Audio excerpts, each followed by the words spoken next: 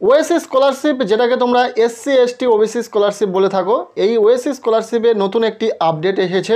ইতিমধ্যে 2024-25 শিক্ষাবর্ষের জন্য ওএসসি স্কলারশিপের আবেদন শুরু হয়ে গেছে এবং ওএসসি স্কলারশিপে এসসি ক্যান্ডিডেটদেরকে আবেদন করার ক্ষেত্রে একটি নতুন পরিবর্তন আনা হয়েছিল, সেটা হচ্ছে বায়োমেট্রিক। আবেদনকারীকে ফিঙ্গারপ্রিন্ট স্ক্যান করে আবেদন করতে হতো।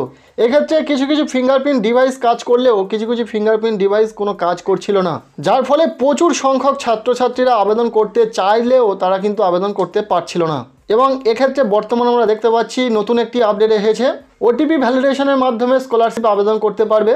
সম্পূর্ণ আপডেটটি অফিসিয়াল ওয়েবসাইট থেকে দেখে নেব। তার আগে করব ছোট্ট একটি রিকোয়েস্ট, যদি আমাদের এই চ্যানেলে নতুন হয়ে থাকো এখনই চ্যানেলটিকে সাবস্ক্রাইব করে রাখো।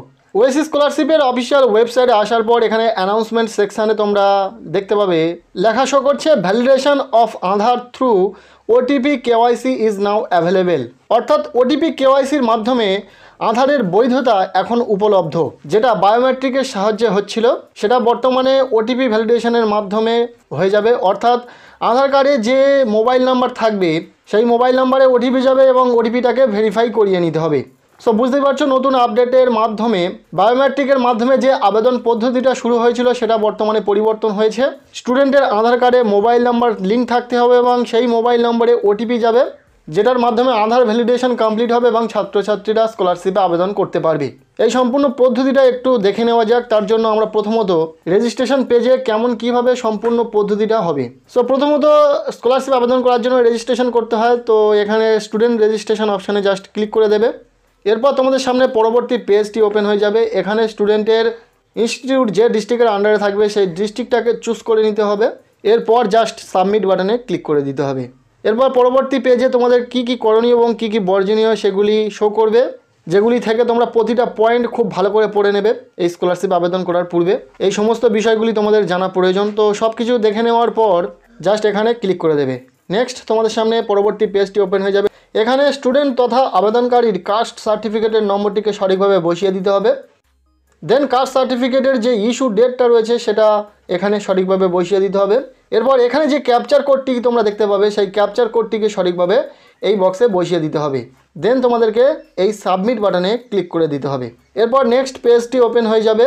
এখানে আবেদনকারীর কাস্ট সার্টিফিকেটের কিছু ডিটেলস থাকবে যেগুলি তোমরা দেখে নিতে পারবে। এরপর নিচে এখানে শো করবে এন্টার আধার নাম্বার। এখানে আবেদনকারীর আধার নম্বরটিকে সঠিকভাবে বসিয়ে দিতে হবে। দেন কনফার্ম আধার নম্বরের জায়গায় আবারও পুনরায় আধার নম্বরটিকে বসিয়ে দিতে হবে।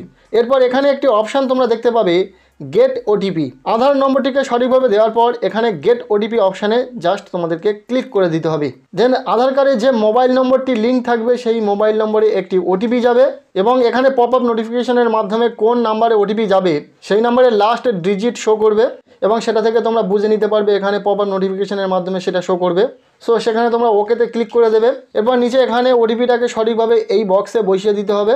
দেন এখানে যে টিক বক্স দুটি থাকবে সেই দুটিতে টিক করে দেওয়ার পর এখানে যে ক্যাপচার কোডটি থাকবে সঠিকভাবে এই ক্যাপচার কোডটি এই বক্সে বসিয়ে দেওয়ার পর প্রসিড অপশানে ক্লিক করে দিতে হবে। এরপর তোমাদের বেসিক ডিটেলস দেওয়ার যে ফর্ম সেটা ওপেন হয়ে যাবে এবং অ্যাপ্লিকেশন করার যে বাকি প্রক্রিয়া সেটা কিন্তু আগের মতোই রয়েছে। তাই অবশ্যই তোমরা আগের ভিডিওটি দেখে নিতে পারো। আমরা এর পূর্বে ভিডিওর মাধ্যমে শেয়ার করেছি কিভাবে তোমরা স্টেপ বাই স্টেপ ওএসসি স্কলারশিপে আবেদন করে নিতে পারবে।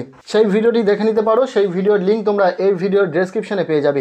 শুধুমাত্র বায়োমেট্রিকের মাধ্যমে ওএসসি স্কলারশিপে আবেদন করার যে নিয়মটি ছিল সেটা পরিবর্তন হয়েছে।